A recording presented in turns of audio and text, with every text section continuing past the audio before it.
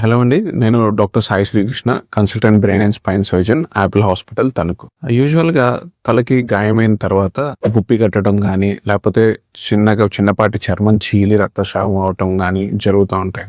చాలా మంది పేషెంట్స్ దాన్ని అశ్రద్ధ చేసి డాక్టర్ చూపించుకోకుండా ఇంటికెళ్ళిపోయి రెస్ట్ తీసుకుంటా ఉంటారు. అలాంటి పేషెంట్స్ లో ఒకవేళ గనక కొన్ని గంటల తర్వాత, యూజువల్లీ 6 గంటలు 8 గంటల తర్వాత పేషెంట్ కి కనుక విపరీతమైన తలనొప్పి రావటం, లేదంటే వాంతులు అవటం, లేదంటే ఫిట్స్ లాగా రావటం, లేదంటే చెయ్యి కాలు జాలు లాగా రావటం, ఇలాంటివి ఏమన్నా నోటీస్ చేస్తే గనక అలాంటి పేషెంట్స్ ని ఇమ్మీడియట్ గా మనం ఆ దగ్గరలో ఉన్న హాస్పిటల్ కి తీసుకెళ్లి ఒక న్యూరో సర్జన్ కి కన్సల్ట్ అయ్యి తగిన వైద్య పరీక్షలు అంటే న్యూరలాజికల్ అసెస్మెంట్ అనేది ఒకటి చేస్తాం. దాన్ని బట్టి మనం స్కానింగ్ అవసరమైతే వెంటనే స్కానింగ్ చేసి చూసుకుంటాం అన్నమాట. ఒకవేళ చిన్నపాటి రక్తస్రావం అయితే గనక ఆ డాక్టర్ పర్యవేక్షణలో 1-2 రోజులు హాస్పిటల్లో ఉంటే సరిపోతుంది. లేదు రక్తస్రావం ఎక్కువ ఉంది అంటే గనక వెంటనే మీ డాక్టర్ ఆపరేషన్ చేసి తగిన వైద్యం అందించడానికి అవకాశం ఉంటుంది. సో తగిన వైద్యం గనక మనం సరైన టైంలో ఇవ్వగలిగితే పేషెంట్ కోలుకునే అవకాశాలు కూడా చాలా ఎక్కువ.